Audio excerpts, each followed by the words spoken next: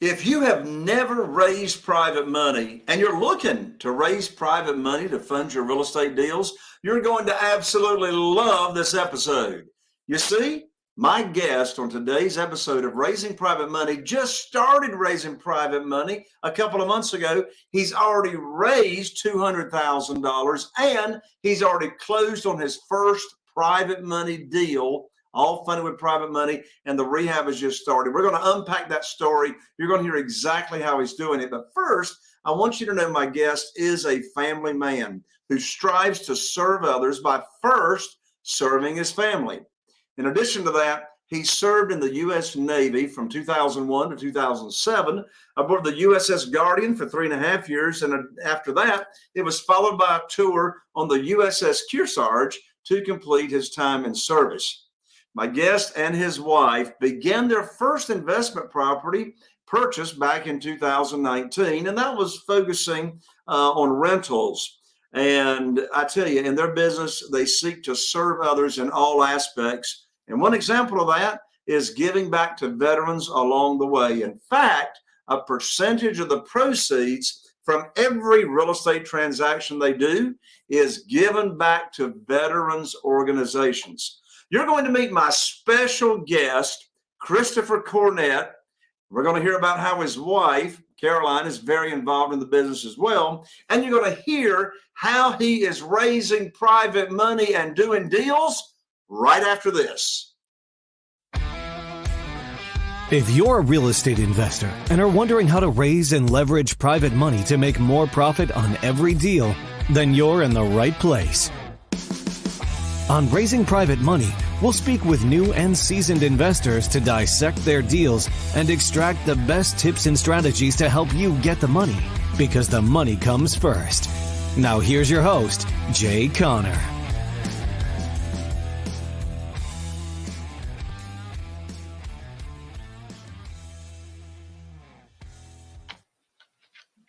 Well, hello, Chris, and welcome to the show, man. Hello, Jay Conner. It's a pleasure to be here. Thank you for inviting me on. Absolutely, Chris. Well, it's such a pleasure to have you on. I mean, you are rocking the house with your real estate investing business. You just started raising private money a couple of months ago. Already got private money raised. We're going to hear the story here in just a few minutes about how you have got your first private money deal closed and funded with private money. You got the rehab started. But you didn't start out working with private money to fund your deals. You started, you and your wife Caroline started back in 2019, but you weren't using private money. So tell us, what did your real estate business, your real estate investing business look like before you started using private money to fund your deals? So, Jay, our real estate business was funded by banks.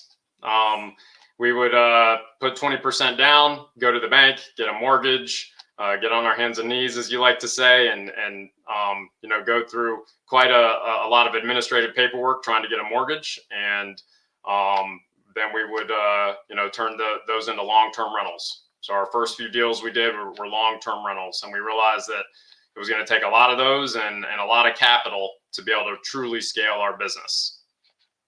Well, Chris, you and I can relate a lot.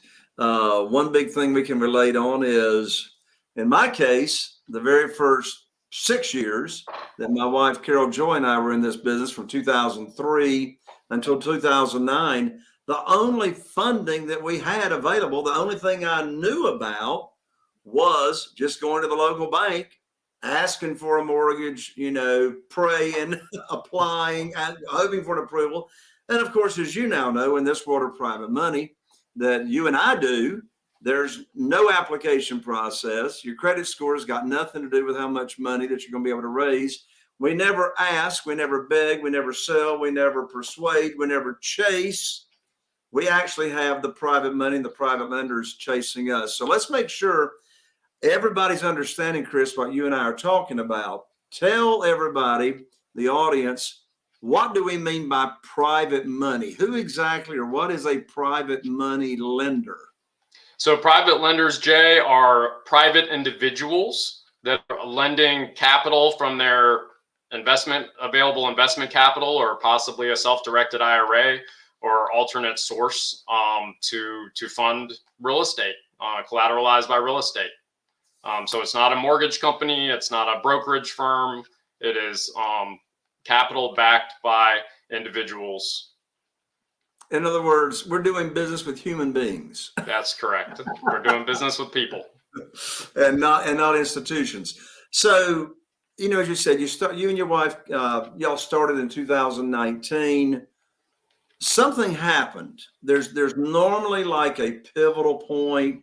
There's an aha moment. There's a light bulb realization. There's something that happens that causes someone such as yourself, someone like myself, to say, you know what? I need to find a better way to fund my deals. Now, of course, what happened to me, as you know, Chris, I was getting my deals funded at the bank the first 6 years, and then I lost my line of credit.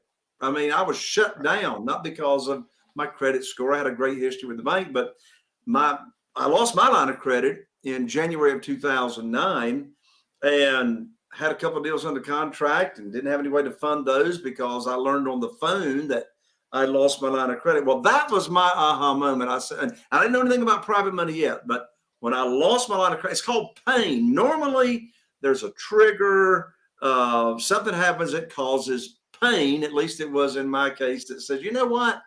I need to find a better way, a quicker way to get my real estate deals funded. And so that's what caused me to go on this path immediately of finding alternative ways to fund my deals. And Chris, it was the biggest blessing in disguise as far as what happened to me and Carol Joy. If I hadn't lost the line of credit, I wouldn't have been forced into the necessity of finding another way to fund my deals, because I was getting ready to lose over $100,000 in profit on those two deals that I had under contract. So that's what happened to me. That was what woke me up to look for another way. Tell us your story. You're going along 2019 for a few years. You're working with the bank. God forbid you're putting 20% down. As you know, in our world, we don't put any money down. In fact, we bring home a big check right? When we buy. Don't you love? Who wants to get paid for houses? Don't you love bringing home a big check when you buy and taking none of your own money? What was your aha moment? What happened? So Jay, my wife and Caroline and I started investing in 2019. We purchased one property a year, 2019, 2020, 2021. And then in 2022, we purchased two properties at the end of the year, actually around the same time. And it was October of 2022 last year. October and November, we closed on two different deals within less than 30 days. During that process, I felt like it was a full-time job to deal with two different banks, trying to get two different mortgages. And also I was beginning to realize that this just wasn't going to be scalable, to just keep going to the bank with asking for mortgages. At that point we had five mortgages. Now all of our properties were cash flowing, but we had five mortgages. The amount of administration that goes through it, and it's like, I can show you the income statements and the financial statements from all these other properties. That's not enough. They want to see bank statements. They want to see all this other paperwork. And I realized it wasn't going to be scalable. So Caroline and we made the decision, really coming out of the live event we attended in February, that we wanted to do this full time. We want to migrate to doing real estate investing and helping other people, most importantly, which we can do in so many different ways under the private money model. And so with that, we decided to jumped off a leap of faith into the program, and we've already closed on a private money deal in less than 60 days in the program, and are actually have that property going under contract today. But our aha moment was trying to do two mortgages at once, and it being a whole nother secondary job just to deal with the banks and the lenders for all the things they needed. And by the way, when you have a mortgage, there's so many other criteria that you have to follow through with, and stipulations and that go along with that. So on those first five houses, were you having to put 20% down out of your own money, your own cash flow on those houses? Yeah, that's correct. 20% down. There was one that we were able to do 15% down, but in general, 20% down is the rule of thumb. right? So when you were borrowing money from the banks prior to this world of private money, what was happening to your cash flow and your savings? Well, I mean, it was constantly just, replenishing the savings to be able to make that 20% down payment. Plus the volatility of interest rates, right? I mean, you're locking in an interest rate, but then, as interest rates are going up, impacting your cash flow when you're working through the banks and how they structure the loans. Right. So, and yeah, in 2020, 2021, yes, we were able to get high threes, low fours, even for investment properties, but that's not the case anymore. Oh boy, that's changed, hasn't it? It sure has. Plus, we're giving it back to corporate entities, right? When you're taking a mortgage, the proceeds, the interest is going back to corporate entities. I'd rather give it back to an individual who could use it. I'd rather help people that maybe I know, or usually I know, and help provide them an opportunity that's going to be pretty hard for them to find, in as secure a way as we can offer this. You said something a moment ago, Chris, really, really interesting. You said it's a full-time job now when you got it's a full-time job just on the administrative end of getting the banks or the mortgage companies the information that they want. And so like from the time you went under contract, before this world of private money, how long was it taking you to close on a deal? 30 days, 45 days? 30 on the low end. 45 days even sometimes, depending on how much they wanted to examine things and look at things. They're hedging their risk. They're trying to make sure that you're going to be especially that was changing in the fourth quarter of 2022. Things were starting to tighten up a little bit when it came to lending, and interest rates were going up, and the economy was experiencing a slight bit of shift. So it was an interesting time to have two deals with banks at the same time. And that was when I was pulling my hair out going, there's got to be a better way. There has to be a better way. And there is a better way. There is a better way. That was when I was like, I joined your private money academy actually, right after that. It was right around Thanksgiving because it was a Black Friday deal. That's right. You were running a Black Friday special for your private money program. And I absolutely saw the value in it and jumped in and went with both feet and have been learning ever since. And especially since the live event, things have really taken off. I am just so excited for you. Now, so you were having to put 20% down, 15% down on those first deals prior to starting to use private money. So how much money did you have to put down out of your own pocket on this first private money deal? None. And I got a check back.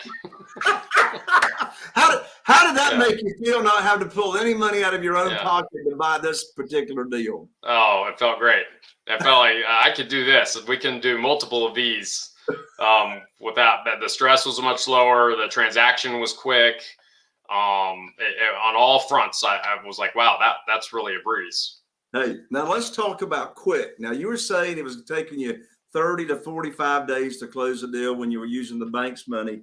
Now using private money to close, from the time you went under contract, how long did it take you to close the deal? So we went under contract April 3rd and closed April 18th. Now, so let me do a little fast math here. April 3rd. Did you say April 15th? 18th. Yep. So if my math is correct, you closed in 12 days, 15 days. You closed. Yeah, and less than that if you take out the weekends. And honestly, Jay, we could have closed quicker. There was something on the seller side that delayed a couple of things with the title that had to get cleared up. That wasn't on our side. We could have closed even faster. Right. I'm confident we could have closed the week after we made the offer and went under contract. It's amazing. 7 to 10 days. I do it all the time. Look, I mean, this happens all the time for us that know about private money, and that is, I just went under contract this past Friday on a house here off Highway 24 in Newport. The after repaired value is about $230,000. Purchase price is $100,000. The rehab is going to be about 30. right? So I've got 100 purchase, 130, including the rehab. And then so it's going to be about $100,000 spread profit, less realtor fees and carrying costs. So I went under contract this past Friday. We're going to close next week, less than 2 weeks. And that's the same thing with us. I could actually, in fact, we sent the offer to purchase to my real estate attorney yesterday. We got the title search back today. Everything's all clear. And you know what? My real estate attorney emailed me and asked me earlier before getting on the show here with you, Chris. She says, "You want to close Friday?" Like 3 days from now. And I said, well, we would, but the seller's got a little cleaning up to do before we can actually close. But we're going to close it. So let's stop and think about this for a moment in this world of private money. You didn't take so we're closing in 2 weeks or less. All right. And now let's talk about the paperwork involved compared to the paperwork when you were doing those deals with the banks. So paperwork. What paperwork did you have to get ready for this closing, Chris, compared to the bank? The attorney took care of it all. I didn't have to prepare really any paperwork. I just had to communicate between my private lender and the attorney and make sure all parties are on the same page. And really, from my perspective, it was pretty simple. Yeah. Pretty simple. So it's like, so when I go to a closing using private money, the documents that we're using, there's a promissory note, right, which is a page and a half long. Who's the private lender? We're the borrower, our entity. What's the principal loan amount? What's the interest rate? What's the frequency of payments? And if we have payments, we might be accruing the interest. So it's a page and a half long on a promissory note. Of course, we're not borrowing any unsecured money. We're giving them a deed of trust or a mortgage to collateralize their note. The insurance policy, which isn't even involved with the closing, we name our private lenders the mortgagee, so they're protected on the insurance policy. And, so Chris, let me ask you this. You go to the closing.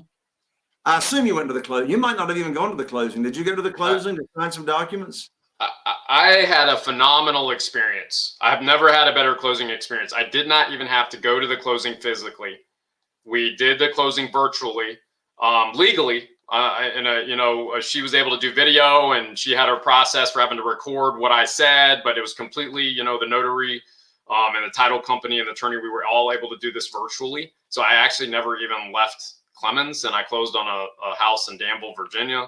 And it took about 25 minutes, and we were the owners of a property that's actually construction began this week. So awesome. Well, let's unpack this now. You went under contract, you closed in 2 weeks. The documentation was like very, very minimal. You took none of your own money to the closing table. So here's the question, Chris. You and Caroline closed on this deal. You took none of your own money to the closing table. Did you bring home a check?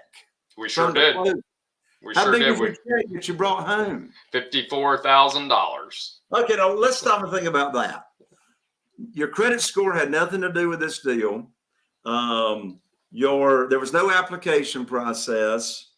You closed in 2 weeks. You took none of your own money to the closing table. You brought home a check for $54,000 when you bought, and you hadn't done anything yet, right? Except you got the private money lined up. You found the deal, negotiated on the deal.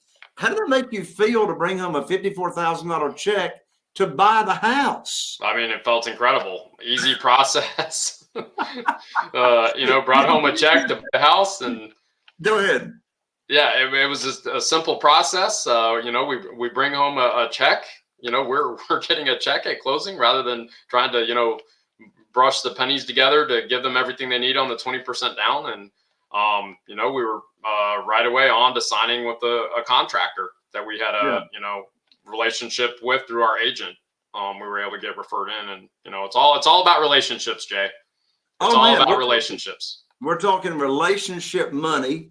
In fact, I just had a guest on a previous podcast of mine. He talked about relationship capital and reputational capital. You can't put a value on your reputation, doing what you say you're going to do, looking after your private lenders. So let's talk about the numbers on this deal, Chris. First of all, what is the after repaired value of this house? 209K, 209,000. Okay, so 209,000 is the after repaired value. And how much did you buy it for? What was your purchase price? $54,900. Woo! You bought it for $54,900. Bought the property for I'm just going $54,900. to make round figures here for easy figuring. Your after repaired is 210. You bought it for say 55.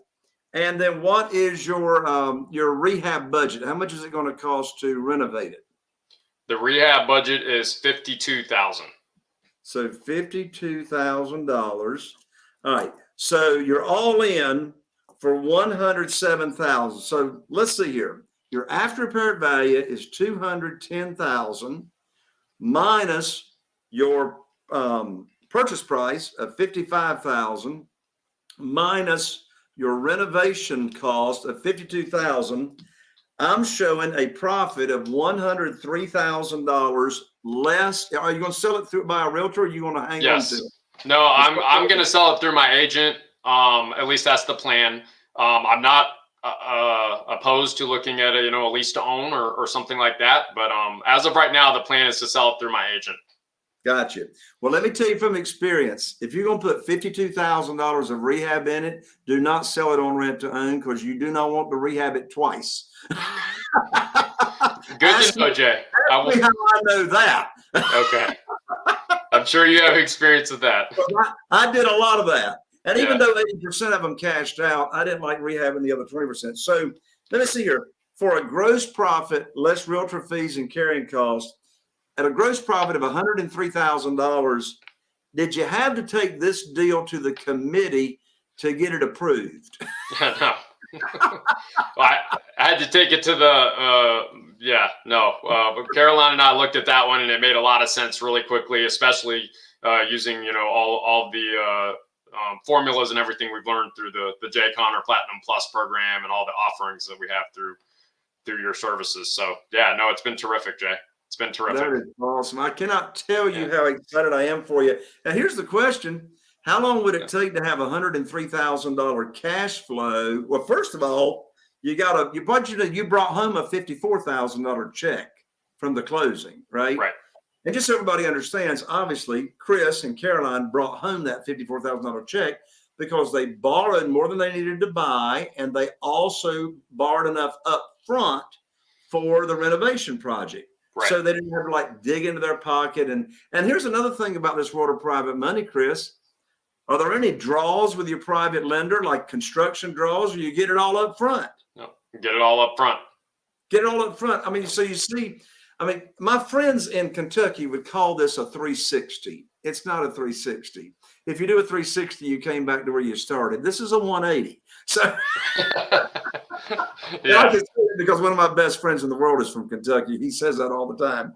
But talk about just a 180-degree shift on mindset. First of all, you've heard me say it, Chris. I mean, the old traditional way of, borrowing money is, as you referred to, go to the bank, get on your hands and knees and put your hand underneath your chin and beg and say, please fund my deal. And of course, in this world, we are not begging, chasing. We're not asking for a mortgage. We're offering a mortgage, and we're teaching people actually what private money is all about and, how to do business with us. Carol, Joy, and I have got 47 private lenders right now, and none of them had ever heard of private money or private lending or self-directed IRAs. That's a whole nother show right there, self-directed IRAs. But they never heard of that until they came into this world. And of course, at the Private Money Academy Conference event that you attended, you got to see about a dozen of our private lenders there as well. Before I forget, Chris, I want to go ahead and give all of our listeners a free gift. This is a recent money guide that I just wrote. You can download it for free if you're listening to this show or watching. And this will get you on the fast track to private money the way Chris and Caroline Cornett are doing private money, just like I do. You can download it at www.jconnor.com, and I'm an ER, not an OR, JAYCONNER.com /money guide. That's jayconner, JAYCONNER.com/money guide. It'll get you on the fast track to private money. So, Chris, my next question is, I mean, just how did it feel how did you feel? How did you and Caroline feel when you were actually able to break through, finally realize that private money was the thing that you were missing in your business? And I mean, what was that like? Very freeing, Jay. For us to realize that there is no limit. The sky's the limit for what we can do. The ability to scale our business and to serve others is not something that has a limit on it. And I think that's what makes me the happiest with this program, is that we're able to serve so many people along the way, from the private lender to the people that we're able to employ now, to our families and our friends and our real estate agent and our attorney and all the different people who we can serve along the way is really what makes me happy in this. And of course, with every transaction, like you mentioned in your introduction, we give an amount to a veterans organization. Whole Vet is one of our favorite veterans organizations that I'm actually on the board for, and we does a lot of good for transitioning warriors. But we're big in supporting veterans and supporting our communities, and there's so many ways that we can do that through this program and what we've been able to see so far. So we're excited about what's to come. I am so excited for you as well. So I've got I have a percentage of followers that have never raised private money. In fact, they've never done their first real estate deal. Of course, I know from experience that the fastest way to get your first or your next real estate deal is by using private money. The fastest way to give like your checkbook an infusion of cash and money is by doing private money, like you and Caroline are now doing. And I have seasoned real estate investors as well. But if you were talking to a real estate investor that's in single family houses and they haven't done their first deal yet, or let's say you're talking with someone that maybe does 1 to 5 deals a year, what advice would you give them on getting started out? The advice I would give them, Jay, is find a coach. Find somebody who can help mentor you. And there's lots of material out there. There's so much material, it's almost overwhelming. But find a coach who can really help guide you, because that is what made the difference for us, and that's what can make the difference for anybody. So that would be my biggest advice. Find a coach who can help support you and get you on the fast track, right? Anybody can learn this stuff, and it's probably going to take you a while, but a coach can really help guide you and make it happen quickly. Well, I wish I had followed your advice and knew about your advice when I started, because the first 6 years, 2003 to 2009, I wish that I was out here by myself trying to figure this out. And I'll give a little caveat to what you just said. If you want to learn how to do this business and do private money, use private money, work with someone that not only knows how to do it and has done it, but is still in the arena today, who is still doing the business today. Get a mentor or coach to work with that's still doing the business today, such as myself. Because I tell you, I just, number one, why would I not be in the business? For goodness sakes, right? But secondly, I just couldn't feel good about coaching or teaching somebody else about this world unless I was still in it. Like, for example, finding deals, how I find my deals. I mean, we've been finding deals by tracking foreclosures, for many, many years. But 3 years ago, I didn't even know anything about using Google pay-per-click to get motivated sellers. But Chris, there's one thing that a lot of new real estate investors experience and feel. Maybe you felt the same thing, and that is when they're starting out, they feel fearful in starting a conversation or starting to talk with someone about private money and being a private lender. What's your favorite way to start conversations, and what's your favorite way to find private lenders? Start out by saying hello and just catching up on the past and whatever relationship you might have with the person, whether they're family or friend or another acquaintance, just have a casual conversation, reach out to them. And I'm more introverted by nature myself, so this is a harder thing for me to do. But I've found that, people that they're happy to talk about what's going on and just reach out and say, you know what, I might have something that'll help you. And I'm here to educate. And even if it's something that you don't want to do, it's still good education. And if you want to do it with somebody else, that's fine. I'm just here to provide education and learning for others, and hoping that it'll be able to help them in some way. Absolutely. And of course, we want to make sure that everyone understands we're not talking about hard money in this conversation. As we said at the beginning of the show, we're talking about doing business with individuals, with human beings. Well, we have a long list. We've mentioned a few of them. We have a long list of why we love private money. Now, the private money lenders love doing business with us because they get high rates of return safely and securely. We're not borrowing unsecured money. They don't have to worry about their value of their investment being volatile. That's in contrast to the stock market. They know exactly what they're going to get in their rate of return. Out of all the reasons, Chris, that you love private money, can you nail it down to 2 or 3 your favorite reasons you love private money to fund your real estate deals? The ease of transaction,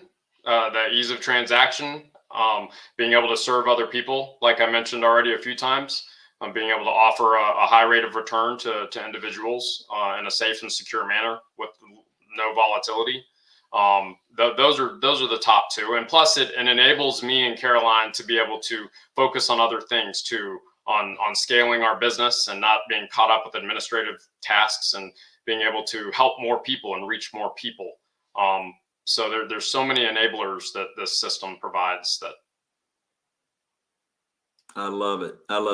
Chris, thank you so much for inviting me to come on here. And I tell you, Chris, you are a man of integrity, a reputation, and a good number of our audience also is interested in being private lenders, getting high rates of return safely and securely. So what is your contact information for those that may want to reach out to you and Caroline and talk about investing with you? Absolutely. So our Facebook, you can find us at C&C Property Solutions on Facebook. Our Instagram is at CC Prop Solutions. You can find us on Instagram, and we're also on LinkedIn and C&C Property Solutions. And then please feel free to email us directly, chris.cornett@ccpropsolutions.com or caroline.cornett@ccpropsolutions.com. We'd be happy to have a conversation. Awesome. Well, we will make sure that all that contact information is in the show notes. So if you're listening, I highly recommend get in touch with Chris and Caroline to have a conversation. All the contact information will be right there in the show notes. Chris, thank you again so much for joining me here on the show. Thank you so much, Jay, for having me. Thank you for everything you do for so many people. It's really been a pleasure, and I really appreciate what you do personally, and I know many others do as well. Thank you. God bless you. Thank you. Well, there you have it. Another amazing episode of Raising Private Money. I'm Jay Conner, your host, also known as the Private Money Authority. And in order for us to continue to have amazing guests like Chris, I know you learned a lot of nuggets of him sharing his experience in getting started with private money. Be sure, if you're listening on iTunes or Spotify, be sure to follow. If you're watching us on YouTube, be sure and click that bell so you don't miss out on any of the other upcoming amazing episodes of Raising Private Money. Be sure and share it. If you got some value from this episode, and I know you did, I need your help. Be sure and share this episode with those in your circle that would benefit as well. So I'm Jay Conner, wishing you the very best. Looking forward to seeing you right here on the next episode of Raising Private Money. And this world of private money will take your business to the next level. See you right here on the next show. Are you feeling inspired by the knowledge you gained in this episode? Then head over to jconner.com/moneyguide. That's jconner.com/moneyguide and download your free guide that shares 7 reasons why private money will skyrocket your real estate investing business right now. Again, that's jconnor.com/money guide to get your free guide. We'll see you next time on Raising Private Money with Jay Connor.